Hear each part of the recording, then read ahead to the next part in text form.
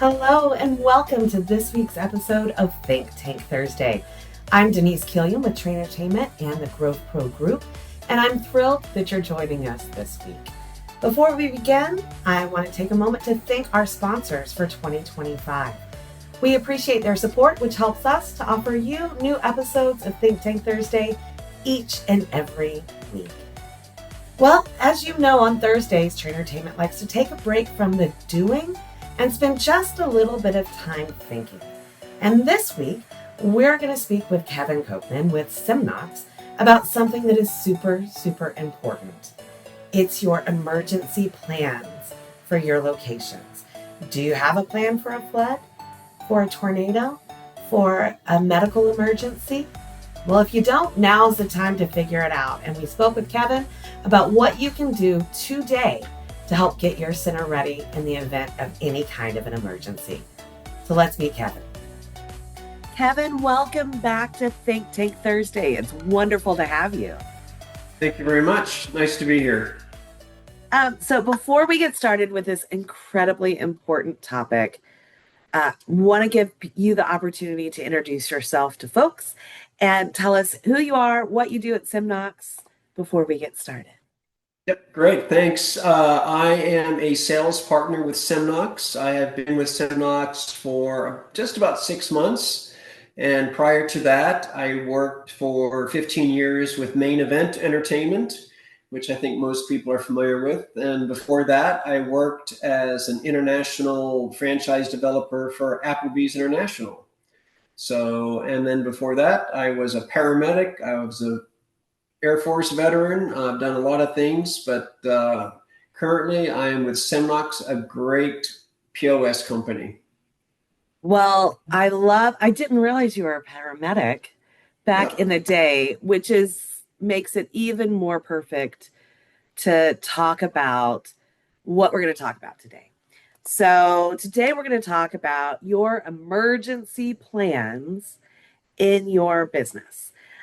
Whether you think so or not, you got to be prepared for kind of anything happening, which we're talking about a flood, either from a pipe could burst and flood your center, or a storm could produce a flood. You could have a roof collapse from a storm or wind, a tornado, hurricane. You could be robbed. There could be a medical emergency where someone has a medical event. Does your team know what to do to keep themselves and your customers safe? Do they know what those protocols are, what they should be doing? And this is such an important topic that unfortunately, I think a lot of people don't have a real plan for, whether it's they hadn't thought about it or it's not going to happen to me. But oh my heavens, if they need one and don't have one, they're in big trouble, right? Exactly. So, Kevin, when we start about talking about this, what kinds of plans? I mean, I just mentioned a few of them, right? You should have a tornado plan, and also it doesn't matter where you are. You don't have to be in Tornado Alley. There are tornadoes all over the continental United States. So even if you're in Maine, you should have a tornado plan, right? But tornadoes, flooding, hurricane. What else? Medical emergency. What other kind of plans should we be Yeah, looking at? unfortunately, one of the disaster preparedness areas that people really don't think about, active shooter. And unfortunately, these days, it's becoming more and more of an issue. And a lot of managers, a lot of operators aren't familiar with exactly what do I do in the case of an active shooter. And so I thought we could spend, a few minutes just talking about that. An active shooter can create a lot of chaos, a lot of confusion. People react very differently when there's an active shooter, and it's really important that the manager or the operator on site gives very specific and clear direction as to what to do, how to communicate, how to mitigate anyone else getting harmed if possible.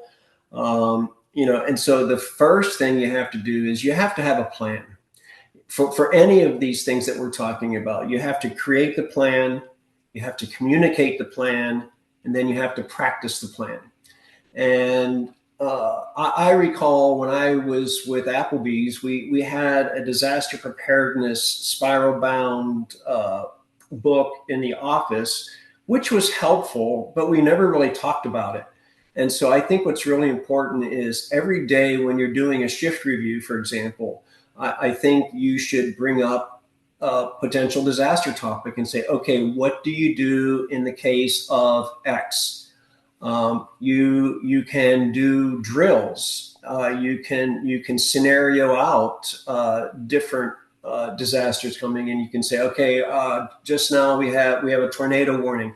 Where do you go? What do you do? What do you tell guests? And so you kind of act it out and do a role play so that they understand exactly what they need to do when they need to do it, so that you don't have this what's the word I'm looking for?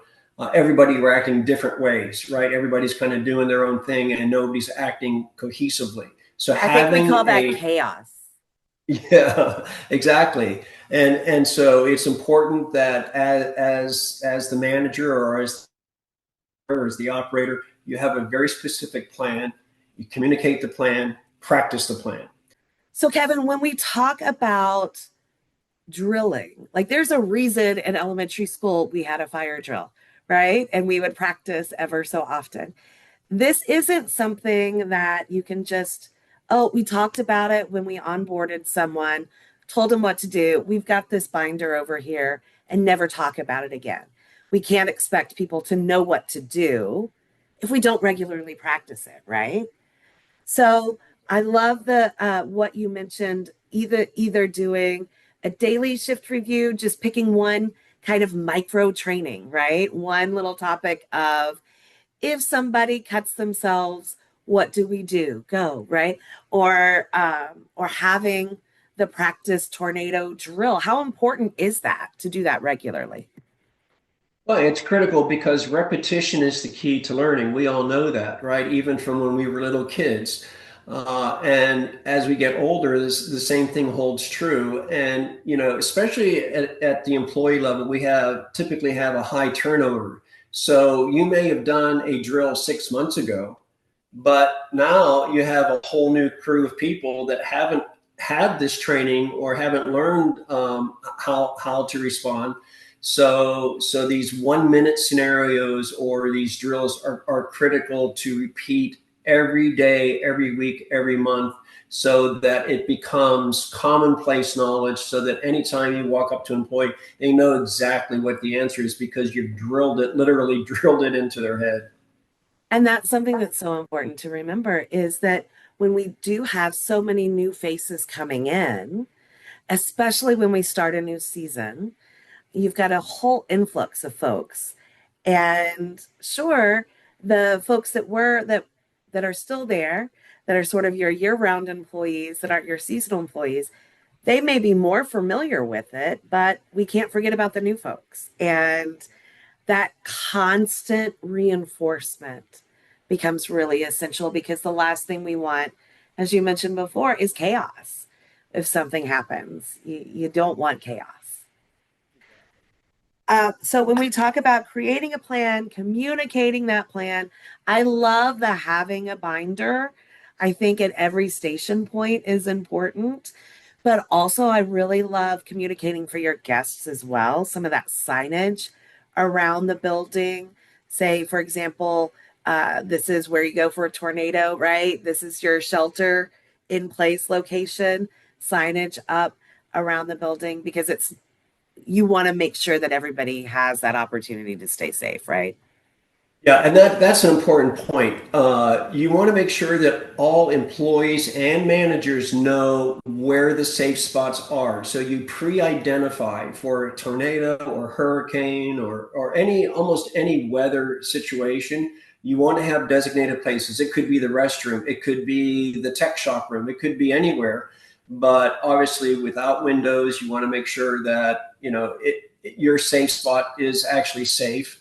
so that you don't have people scattered everywhere. And then they should be able to communicate those safe spots to their guests. So as soon as that warning or that alert comes down, the employees automatically start telling guests, all right, follow me. I know where to go. I know where the safe spot is.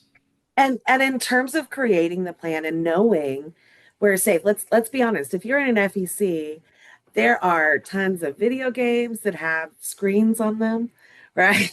There are a lot of things that could be potentially dangerous in a weather situation in particular.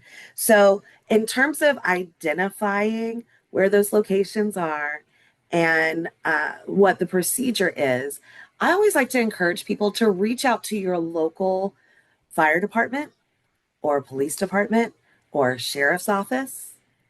They are often so thrilled to have the opportunity to send somebody to come in, talk to a business, look at your floor plan, help you identify those safe spaces. And in some cases, particularly for an active training drill, they will do training for you of what to do as well to help reinforce it. So think about those local resources. The Red Cross is also a great one to helping to identify where the safe space could be, right? Where the what your evacuation plan should be, those sorts of things, using those local resources while you're creating this plan for your team. And to that point, I'll always have all of those important numbers posted on a large wall, not tucked away in some notebook that's hard to find. If you want to have fire, police, CDC, poison control, all of those phone numbers, including your phone number, your owner's phone number, all of the key people. I always recommend a phone tree. Here's who to call in case. It's almost like in church, you have like a prayer chain. Well, this is an emergency disaster. Who to call, and you make sure that all of those phone numbers are posted very visibly and they're current. Don't have phone numbers of people that have already left the company. Make sure that you keep it updated. Absolutely. So, okay, so you've created a plan now. You've identified here's our safe places, here's our process. You've got some signs up, you're communicating to your staff, you are drilling all the time, right? You are practicing each of these different scenarios on the regular basis. Um, that never ends, right? Like that's not a, well, we did it once. That is a constant from here until the end of time. You should be doing this regularly, right? Well, you said it earlier. It does start at onboarding. You want to make sure that disaster preparedness is part of the onboarding process. It's part of your LMS. It's part of your ongoing training. It's part of your trainer certification. It's part of your manager certification, so that every level of the organization, you've got disaster preparedness built into your curriculum. Mhm. Absolutely. So, Kevin, I want to start with what does a plan potentially look like with the caveat every location is different. And again, encourage, reach out to your local officials. They're happy to help you put together what makes sense for your location. So, with that disclaimer out there, just want to kind of walk through uh, a couple of examples of what plans could look like to help inspire people to create their own. So, I want to start with tornadoes. Now, we are in a situation in which we're coming into the spring and summer. It is tornado season, it is hurricane season, right? So, starting out with that severe weather drill. Now, we're talking about either a severe thunderstorm that can produce the same kind of damaging effects as a tornado in terms of straight line winds and property damage and things like that, and be dangerous to our guests to be coming in and out of the building, but also tornadoes as well. Why don't you start us off with what that plan could look like? Sure. Well, the first thing is, if you're like most people, when you hear a tornado warning, you think, It's just a warning. That's not, I'll wait until the horn blows. I'll wait until the sirens come on, right? No, a warning is a warning, and you need to take that seriously. So the first thing you need to do when you hear that tornado warning come across the radio or the TV, you automatically want to let your employees know we are now in tornado warning mode, right? And so you could even make uh, an announcement over the PA system in a very calm, relaxed way, letting people know, folks, we have received a tornado warning. So to err on the side of caution, our employees are going to direct each of you to a safe spot that our insurance company and our EMS team has identified as the safest spots in our center. You're going to want to quietly guide people. The calmer you are, the calmer your guests will be. So the very first step is get everyone to a safe spot. Don't let people leave if possible. If people are determined to leave, they're going to leave. You can't prevent that. But most people will follow your lead. And so it's real important to get the message out. You can do it by two-way radio if your employees use radios, or you could do it over the PA system, whatever you feel is best, the best way. Or you could text message as well, because a lot of people now are using texting.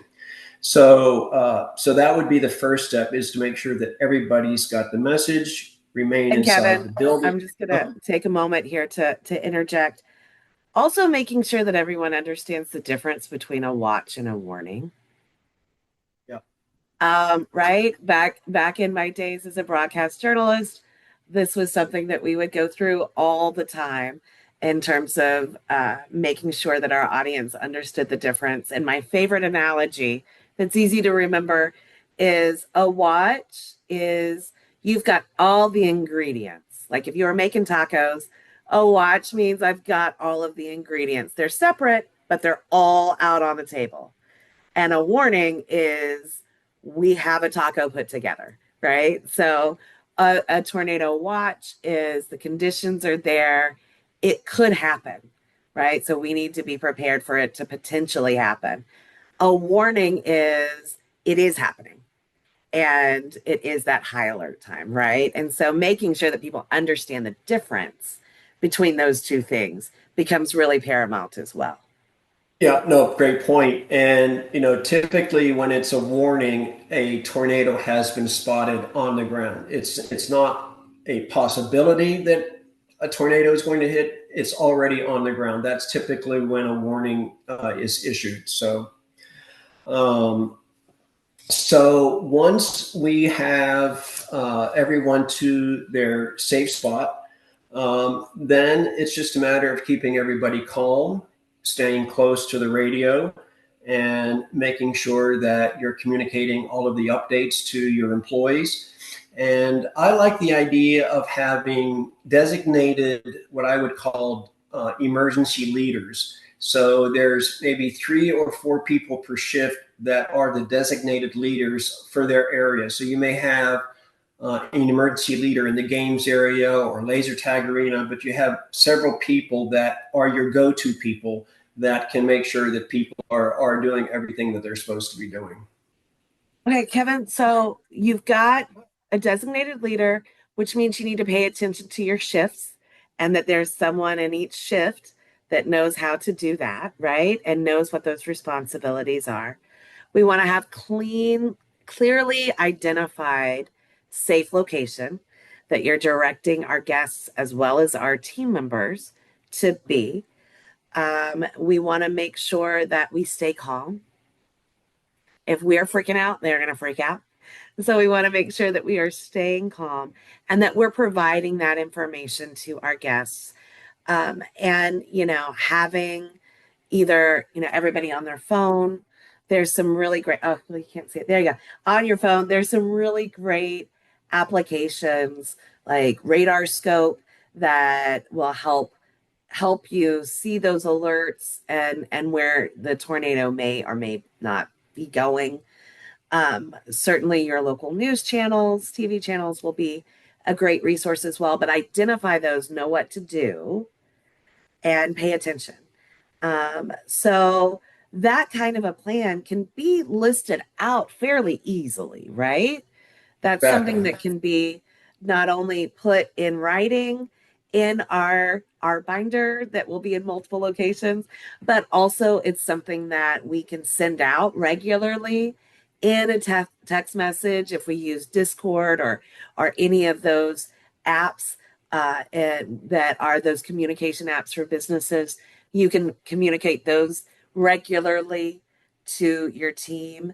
I always encourage people if they're uh, certainly when we know severe weather could be a potential for the week, to just go ahead and send that out to everybody, just as a quick reminder, just in case we want to be watching the skies this week, kind of a thing. So, okay, so that's easily uh, something that you can repeat and replicate in your own center. But again, we want you to identify the locations that make sense within your facility to determine where that safe space is.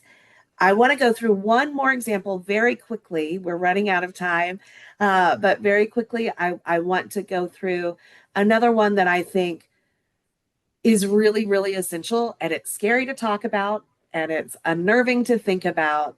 But unfortunately, it happens and has happened at an FEC not too distant past, just a couple of years ago. And that is, of course, that active shooter drill. One of the things that we understand the kids that are working, the young folks that are working in our facilities, they've been going through, they call them ALICE drills. They've been going through these drills, active shooter drills in their schools since they were in kindergarten, which, as alarming as that may seem to us, this is our reality. So, for I think an important point as we get into the active shooter training and drills and plan to remember as maybe for the younger generation, this isn't quite as oh my goodness as what we perceive it to be because we didn't grow up doing those drills, when we were in school. But this is something that our younger folks are very familiar with. So that helps ease that transition, I think, into talking about it and with your staff and with your team. But let's talk about, there's the basic three things that they train you to do with an active shooter, Kevin. Yep. It's very, very simple. The three words are run, hide, and fight. And it's three separate actions that you may or may not need to take. The first one is run. But even before you run, it is important to let your employees and your team leaders know and the guests know you can get on the PA system and say, folks, we do have an active shooter on site. And again, remaining calm, but letting people know that they need to get to a safe spot. Your team leaders, your emergency leaders will guide you to a safe spot. Those safe spots will vary depending on where the shooter is. And so it's important that you drill that out as well. But you want to get away from the shooter as quickly as possible. Then once you can remove yourself from where the shooter is, you want to hide and you want to find a very good hiding place. You want to stay quiet. You want to turn off your electronic devices. You want to lock doors. You want to close blinds. You want to seal off yourself as much as possible from being seen or being heard. As soon as a shooter realizes that there is activity, he or she will go straight for that activity. So you want to make sure that you stay as quiet as possible. As a last resort, if it comes to it and you are confronted by a shooter, the recommendation is that you fight, that you do whatever you can to disrupt the shooter, to you throw things at them. You can try to put things in between you and the shooter, but whatever you can do to resist, to fight, that is a last resort. It is not the first resort. We don't want people to be heroes. We want everyone to be safe. Um, the more serious that as managers and operators take disaster preparedness, the more serious you take it, the more serious they'll take it. And when they see that you're doing these drills and these 1 minute scenarios, they'll realize, wow, this is really something that could happen, and they'll be a lot more attentive to you when you take it seriously. So yeah, so just to summarize, it's run, hide, and as a last resort, fight. And again, communication, making sure that you're keeping your employees and your guests updated as to what the status is. So, Kevin, with these, and again, I just want to throw out one once more your local resources with your police department, your fire department, and the Red Cross are all great resources to help you develop these plans, to help you even do some of the training. Most fire departments are thrilled to have the opportunity to come into a business when there's not a fire so that they can walk around and know and understand the layout. And in the terrible event that there were to be a fire, they already have sort of a heads up of what's inside. They love that opportunity. So reaching out to those resources is a great way to help you really make sure that you've got the best plan available. So Kevin, as we're leaving, because we are out of time, my friend, I just want to really quickly talk about using this to develop your own plans, but also having that emergency kit. How many people don't even know where the fire extinguisher is or how to use it? That should be part of your training, right? There are other things that you can have as part of your emergency kit besides your typical first aid kits. Make sure your fire extinguishers are current and they are ready to go. There are bloodborne pathogen kits that you can buy now. There are defibrillators that you can purchase. One of the more recent items that I would recommend are the anti-choking devices to prevent people from choking. Flashlights, batteries, all those common sense items have a kit that is sealed up, and then you have a checklist on that checklist on your kit to make sure that no one's gone in and taken stuff out. You want to make sure that kit is always 100% ready to go. Fantastic. All right, Kevin, as we end, I'm sure people are going to have questions. How can they reach you to ask any questions that they may have? Sure. My email is kevin.coachman@semnox.com. Fantastic. Well, Kevin, thank you so much for your time and this information. Like I said, this topic is, I think, so important. And if you don't have a plan, get one now. And don't just, oh, we made this plan, but drill it, talk about it, make it a regular part of your conversation from active shooter, tornado, flooding, robbery, fire, right? If there's a blackout, what do you do? Right? All of those sorts of things to make sure that both you and your guests are safe, because that's really the point of this, right? Exactly. Well, Kevin, thank you so much. And we will talk again very soon. Thanks for your time, Kevin. Thank you very much. Well, I hope that you got as much out of that as I did. It's something that none of us want to think about, and certainly hope that we never need to use an emergency plan. But if you don't have one, you need to get started putting them together as soon as possible. And not just putting the plan together, but as Kevin mentioned, communicating that and practicing it on a regular basis.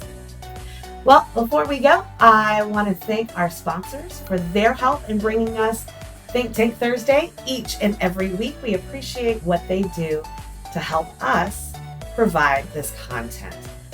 If you have an idea for ThinkTank Thursday, or if you'd like to be a guest, I would love to hear from you.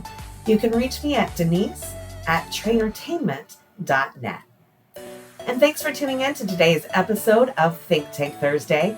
Remember that the journey to success is all about growth, And at Trainertainment, we're committing to help you and your company thrive. You can visit trainertainment.net to learn how we can support your growth journey for yourself, your team, and your business by setting up a free growth call with one of our coaches. In the meantime, keep striving for the extraordinary.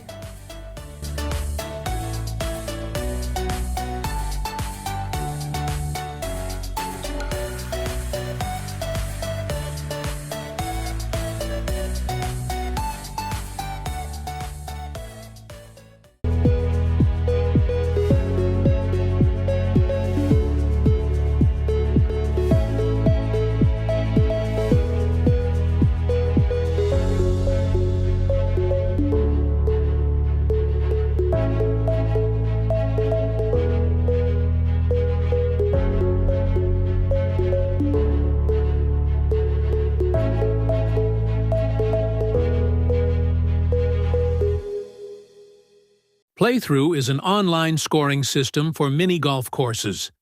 Simply post a QR code near the first hole. Golfers scan it with any mobile phone, add their golfers, and start entering scores. They can easily view their group leaderboard or the course leaderboards. Playthrough also includes features like hole sponsor logos and hole transition ads to help grow your business. Visit playthroughmini.com to see what else Playthrough can do.